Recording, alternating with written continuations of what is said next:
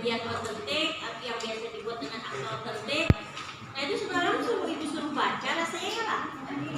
Sejaknya sudah masuk lagi. Materinya 6 pertemuan tadi. Ibu jelaskan kemarin, dibikin narasinya. Silakan ambil dari sumber mana. Nah ini sumbernya disebutkan di daftar bacaan atau pustakanya. Oh sumbernya buku ini ya. Ditulis sumbernya. Udah ya? Nah ini aku tambahkan sedikit. Nah perjanjian konsumsi real formil udah juga gak? Udah loh?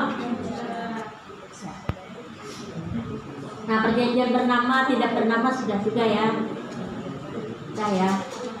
Nah sekarang kita bentuk-bentuk perjanjian ya. Nah bentuk perjanjian itu ada yang lisan kan, ada yang tertulis. Nah, bukan berarti perjanjian lisan itu tidak sah menurut hukum perjanjian asal memenuhi syarat perjanjian. Nah tetapi ada juga perjanjian yang tidak diperkenankan dibuat secara lisan. Misalnya jual beli tanah itu kan diwajibkan harus dengan akta PPAT, pejabat pembuat akta tanah. Nah itu jadi ada beberapa perjanjian yang tidak boleh dibuat lisan oleh peraturan perundang-undangan. Nah, dalam kehidupan sehari-hari kita banyak menghadapi perjanjian yang sifatnya lisan ini ya. Anda ke pasar itu sudah perjanjian lisan ya. Apa Anda melakukan hubungan apa? Jual beli ya.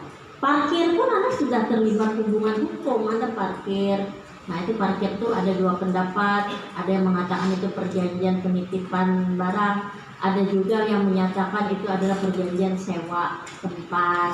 Nah sehingga nanti akan jadi permasalahan kalau hilang barangnya. Nah itu ya. Itu kan Anda sudah melakukan hubungan sejak parkir lalu mau ke pasar beli melakukan transaksi jual beli. Nah ini diadakan lisan saja. Nah biasanya di masyarakat kan lisan ini biasanya perjanjiannya yang simple, sederhana, perlu cepat. Tidak mungkin menukar iwak seolah perjanjian tertulis, kan tidak mungkin. Jadi perjanjian ini tergantung kebutuhan dan biasanya perjanjian itu dibuat tertulis. Tujuannya untuk apa? Kenapa sebuah perjanjian dibuat tertulis? Tujuannya untuk apa? Kepastian hukum. Kenapa jadi memberi kepastian hukum? Memang tertulis kan memberi kepastian hukum. Di mana kepastian hukumnya?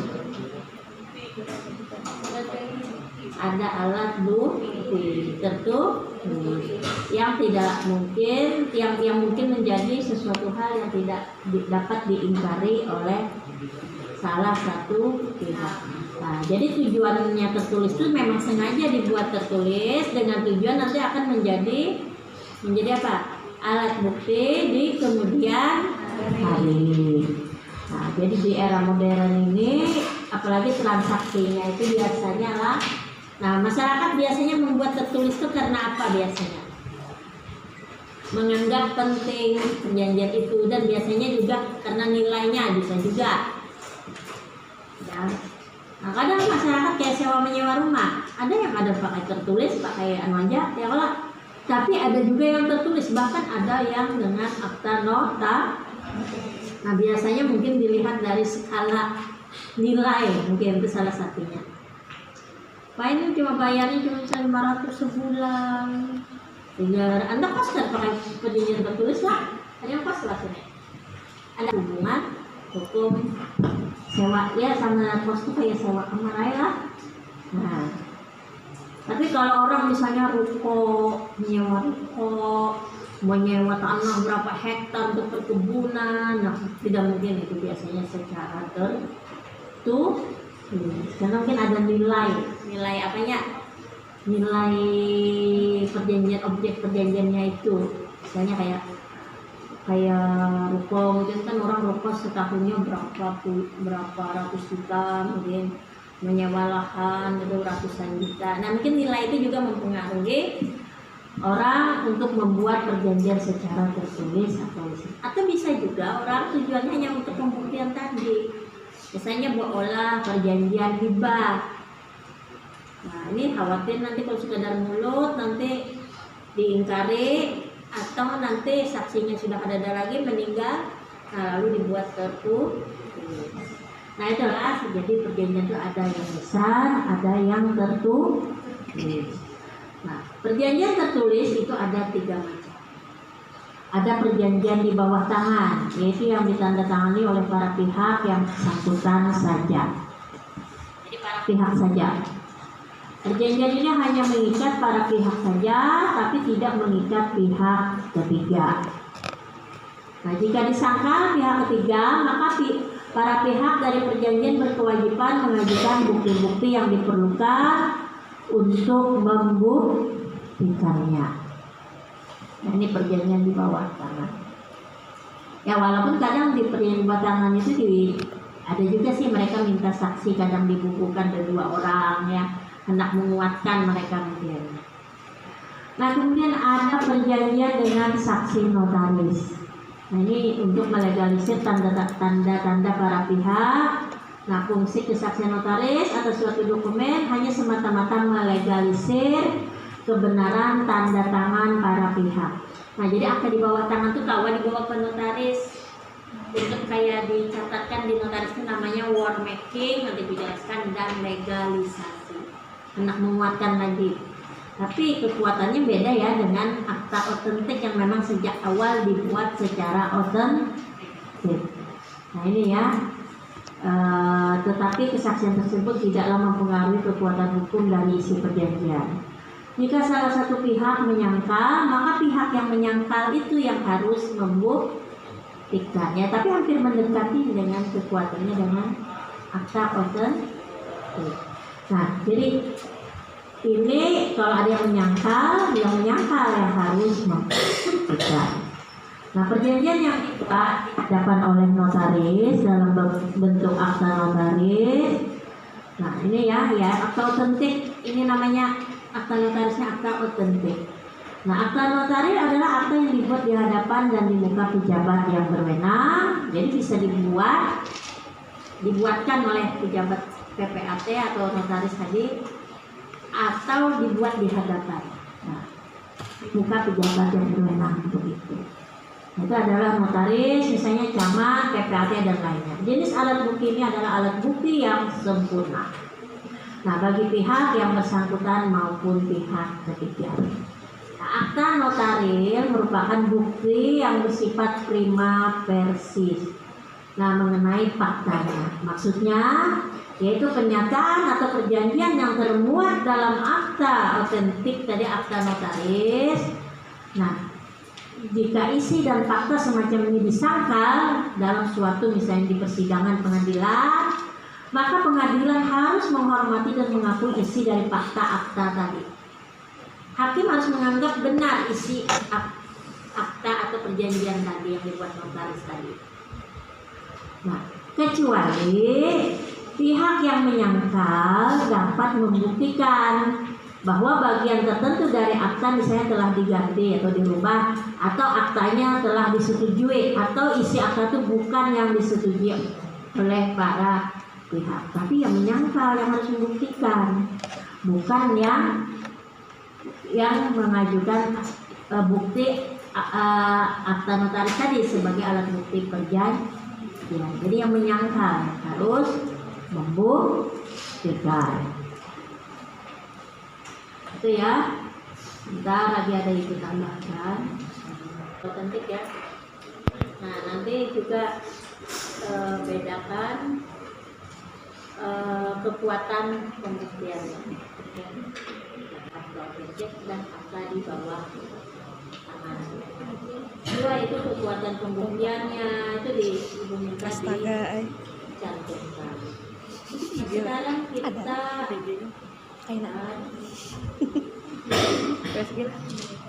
jam berapa sudah? 8.47. Sudah ulang ujian bentar lagi ya. Nah, ini kan kemarin sudah lesson overmas. Nah, itu sedikit menjelaskan. Nah, overmas adalah suatu keadaan memaksa. Nah, itu secara umum diatur dalam pasal 1244, 1245, dan 144 KUHP. Nah, di dalam hukum perdata juga ada operma. Di dalam pidana, hukum pidana juga ada operma ya. Nah, kalau dalam hukum pidana, operma sebagai alasan untuk apa? Agar tidak apa? Agar tidak ada pertanggungjawaban tidak pidananya. Ya, misalnya orang tuh karena dia membela diri, nah, dia mau misalnya mau dicelakakan atau apa. Nah, itu kan juga kalau memang benar-benar dalam keadaan operma, dia bisa ada alasan pemaaf ya. Kalau dalam pidana ya, operma itu alasan pemaaf ya, kalau nggak salah ya, nanti kalian baca lagi hukum pidana. Nah, tapi dalam hukum perdata, operma sebagai alasan apa kira-kira? Erat kaitannya dengan masalah kalau pidana pertanggungjawaban. Kalau dalam hukum perjanjian, operma dalam hal pelaksanaan perikatannya atau prestasi, atau pelaksanaan hak dan kewajiban. Nah, itu kan. Nanti Anda lihat apa perbedaannya nanti dengan wan prestasi. Kan sama-sama tidak dapat misalnya melaksanakan perjanjian. Nah, kita lihat dulu, operma adalah suatu keadaan sedemikian rupa karena keadaan mana suatu perikatan terpaksa tidak dapat dipenuhi sebagaimana mestinya dan peraturan hukum terpaksa tidak diindahkan sebagaimana mestinya, sehingga tidak dapat dimintakan pertanggungjawaban. Jadi perikatan itu tidak dapat dipenuhi atau tidak dapat dilaksanakan. Nah, kenapa? Karena keadaan yang demikian rupa di luar dari siapa yang melaksanakan kewajiban, siapa? Debitur ya. Nah, itu di luar dari kemampuan dirinya. Ya. Sehingga itu namanya terpaksa ya. Tidak diindahkan sebagaimana mestinya, itu tidak dapat dilaksanakan sebagaimana mestinya, sehingga tidak dapat dimintakan pertanggungjawaban, sehingga tidak dapat dibebaskan dari pertanggungjawaban. Sama dengan pidana kan, dia dibebaskan dari tanggung jawab pidana. Nah, kalau operma dibebaskan dari tanggung jawab melaksanakan perikatan atau membayar ganti rugi atau resiko. Siapa yang menanggung resiko? Nah, operma ini dapat dipakai sebagai salah satu pembelaan oleh debitur untuk menghindarkan tuntutan wan prestasi. Karena kalau tidak ada ini, dia dinyatakan wan prestasi.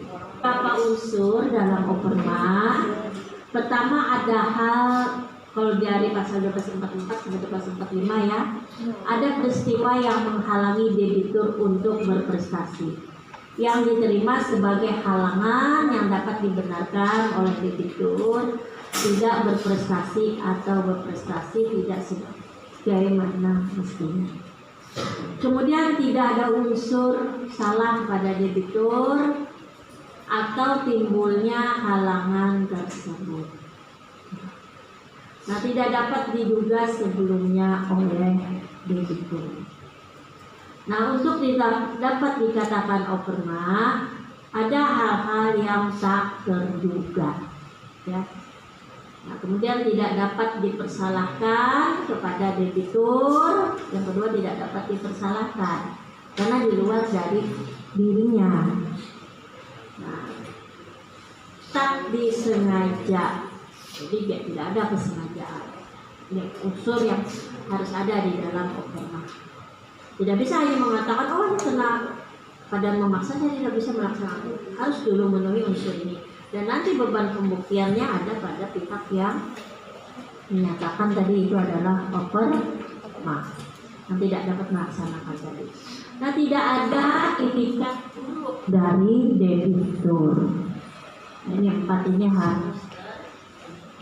Nah, biasanya dalam sebuah kontrak operma ini pasti dituangkan atau keadaan force major.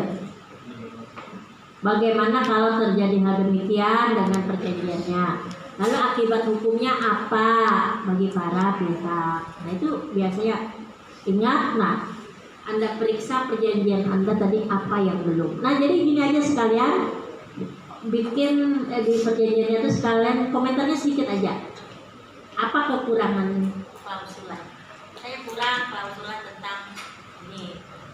Itu aja. Saya ada 5 poin, banyak kurangnya cuma 5. Itu aja. Itu pada penyuruh analisis. Cuma dari perjanjian itu klausula apa menurut Anda yang masih kurang? Walaupun Anda belum dapat materinya nggak apa-apa. Itu sebagai latihan aja dulu sebelum masuk ke materi. Menurut Anda apa kurangnya dari klausula yang perjanjian Anda? Nah tambah itu aja sedikit lah. Misalnya 1 klausula tentang upah belum diatur. Nah misalnya ya. 2 ini, 3 ini. Bisa kalau boleh juga kalau Anda ingin cari kelemahannya, oh rumusannya ini terlalu umum misalnya. Pasal 1 terlalu umum, harusnya kayak gini, boleh. Jadi sekalian aja itulah. Nah, tapi ini kan itu ibu maklumi aja. Anda kan belum dapat materi itu, tapi untuk latihan dulu. Nanti itu kalian copy lah, kalau kamu tuh copy yang perjanjiannya itu. Orang setiap tugas itu diarsip, siapa tahu di dosen kan ada pernah dulu kerja dia bapak dulu karena buktinya dia tidak punya arsip. Kayak apa saya mau memberi nilai. Jadi setiap tugas Anda harus punya kopinya. Latihan nanti akan terpakai. Waktu latihan Ibu Japian itu sudah praktek lah. Nah, operma itu ada yang bersifat absolut, ada yang bersifat relatif. Nah, jadi debitur dapat mengemukakan operma kalau setiap orang dalam keadaan yang pada umumnya tidak mungkin berprestasi. Nah, tidak mungkin. Jadi ini maksudnya ada 2 tolak ukur yang Ibu kemukakan. Pertama, orang pada umumnya kalau menghadapi kejadian itu sama-sama kadakawa melaksanakan. Nah, itu yang dimaksud absolut.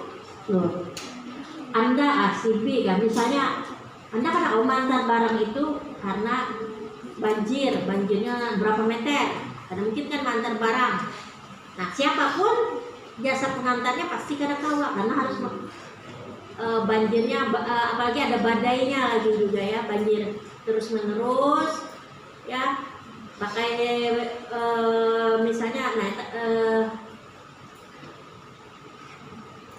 bukan banjir, misalnya di laut badai ya, terjadi badai gelombang berapa meter sehingga kapal tidak bisa berlayar ya.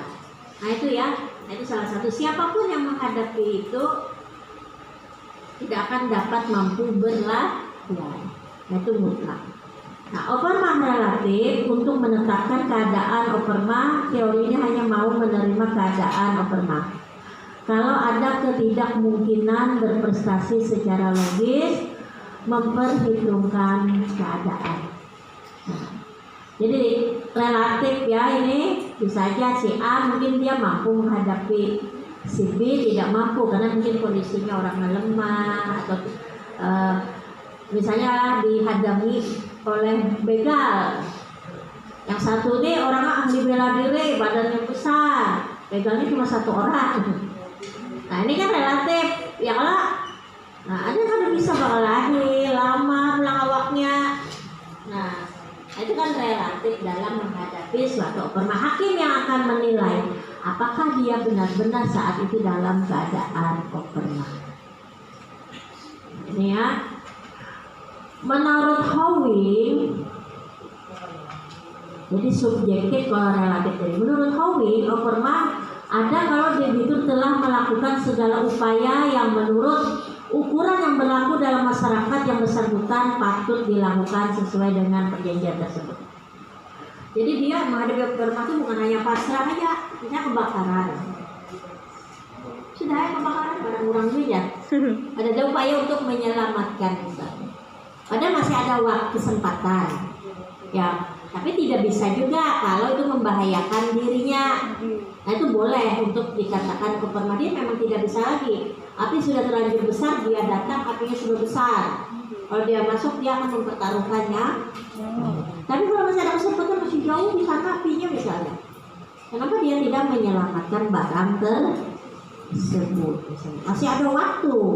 Nah itu akan dilihat juga menurut Howe dalam menentukan apakah sebuah itu adalah opermah atau tidak. Nah, apa perbedaan opermah dan wan prestasi ya? Nah kalau wan prestasi ada kelalaian, kesalahan debitur. Ya memang ada kelalaian dan kesalahan debitur, bisa sengaja atau lalai. Nah sehingga konsekuensinya ada ganti rugi. Tapi kalau opermah adalah di luar kesalahan para pihak, ya sehingga konsekuensinya adalah risiko. Siapa yang menanggung risiko? Nah untuk selanjutnya, risiko tadi. Nah ini nanti silahkan diresum resiko opermah ya. Nih ibu minta karena kemarin sudah ditugasi ya, jadi masukkan juga resumnya. Nah apa akibat hukum keadaan opermah? Kreditur tidak dapat menuntut agar perikatan dipenuhi. Nah kreditur tidak dapat mengatakan debitur berada dalam keadaan lalai, karena itu tidak dapat menuntut. Nah, kreditur tidak dapat meminta pemutusan perjanjian. Nah, pada perjanjian timbal balik gugur kewajiban untuk melakukan kontraprestasi. Nah, tetapi dalam hal ini dalam sebuah perjanjian, para pihak dapat memperjanjikan. Misalnya, nah maka itu lihat di kontrak Anda itu apa? Isi perjanjian Anda yang mengatur opermah. Nah, kalau Anda hendak mengkritik ada lihat yang ada mengatur tentang opermah, apa yang merumuskan opermah. Ya. Nah, apakah resikonya sama-sama akan ditanggung? Karena kan perjanjian itu bebas, walaupun ada aturan karena sifatnya kan terbuka, tidak bersifat memaksa kan. Buku 3 BW itu kan ada sebagian besar adalah bersifat unvolunteer. Jadi hanya melengkapi, kalau tidak ada diatur dalam perjanjian maka berlakulah apa yang ada di KUH Perdata. Kan di orang Perdata ada mengatur masalah risiko. Tetapi bisa disimpankan oleh para pihak dengan mengadakan perjanjian. Perjanjian dibuat jangan sampai juga tidak adil, karena salah-salah nanti hakim akan memutuskan dengan perasaan, dengan kepantasan dan keadilan, apalagi kalau berat sebelah. Itu ya. Nah, seperti perjanjian jual beli. Ada di pasal pasal jual beli itu, di situ ditentukan tentang risiko. Nah, kalau diterapkan itu akan berakibat tidak adil. Nah, nanti silakan tuh direvisi di bukunya Seluk-beluk Hukum Perdata ada. Akhirnya dianggap mati oleh surat edaran Mahkamah Agung. Jadi pasal itu dianggap mati. Untuk menetapkan risiko jual beli barang diserahkan kepada hakim menurut kepantasan atau keadilan, ya. Nah, kayak apa nih pantasnya? Bisa aja hakim memutus risiko tanggung berdua. Oh, ada juga hakim bisa memutuskan risiko ditanggung kreditur atau risiko ditanggung debitur.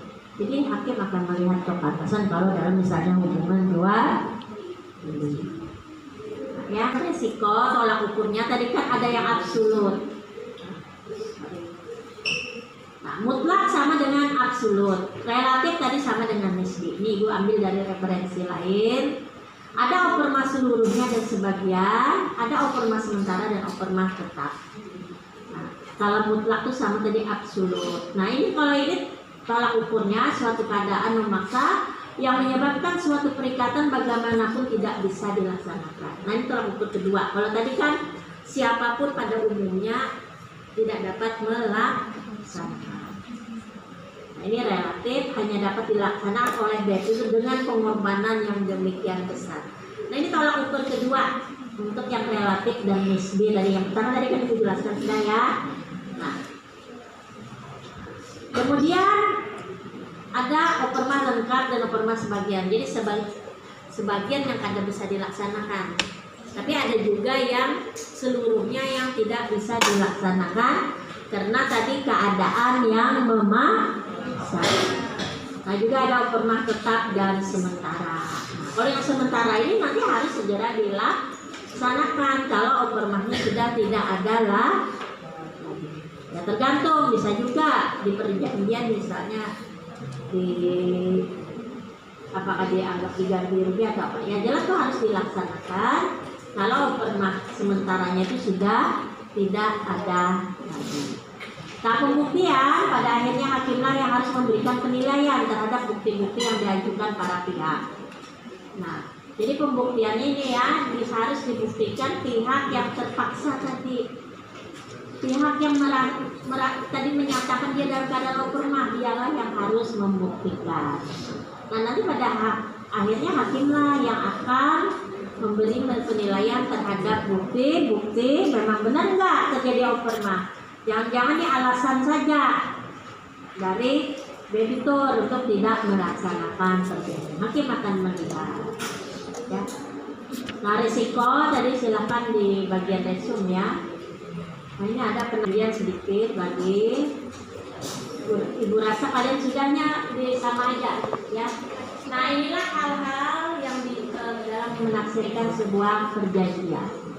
Jika ada kata-kata perjanjian yang tidak jelas, cara penafsirannya ada diatur di 1342, 1351 KH Perdata, yaitu apabila kata-kata sudah jelas, maka kata-kata itu tidak boleh disimpangi. Diulang-ulang dicari tafsirnya pada sudah jelas dan tegas isi dari perjanjian tersebut. Kemudian apabila kata-kata yang menimbulkan banyak penafsiran harus ditafsirkan dengan menyelidiki. Nah, jadi ada kata-kata yang menimbulkan banyak penafsiran. Nah, hakim nanti akan menafsirkannya dengan menyelidiki maksud pihak, ya, dengan maksud kedua pihak membuat perjanjian sewaktu dibuat, mungkin dari di pengadilan dari dokumen-dokumen atau dari pertanyaan-pertanyaan yang diajukan hakim akan menangkap apa sih awalnya maksud dari dibuat perjanjian itu untuk menafsirkan. Misalnya ada kata-kata yang tadi menimbulkan penafsiran. Nah, suatu perjanjian mengandung dua pengertian, maka dipilih pengertian yang mungkin perjanjian itu dilaksanakan. Kada mau dipilih yang tidak, yang paling kada mungkin atau paling sulit, maka dipilih yang paling mungkin. Berarti yang paling mudah ya. Nah itu ya. Kemudian dalam suatu perjanjian ada kata yang mengandung sudah ya dua pengertian juga, maka harus dipilih pengertian yang paling selaras dengan sifat perjanjian. Paling selaras ya, perjanjian itu pada umumnya orang apa? Nah itu bisa jadi patokan hakim nanti dalam menentukan selaras tidak dengan perjanjian. Pada umumnya perjanjian ini seperti ini. Nah kemudian jika dalam perjanjian terdapat sesuatu yang meragukan, harus ditafsirkan menurut kebiasaan dalam suatu daerah perjanjian itu dibuat.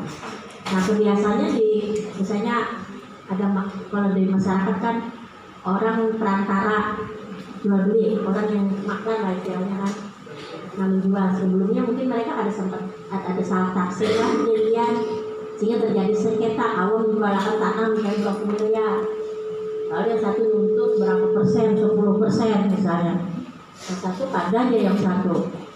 Nah, kami sama mampu kami dia membalik. Kalau sebelumnya ada diperjanjikan, lain sudah diperjanjikan, lain diperjanjikan sebelumnya, karena kami balik semampu sesuai kemampuan sesukarela kami.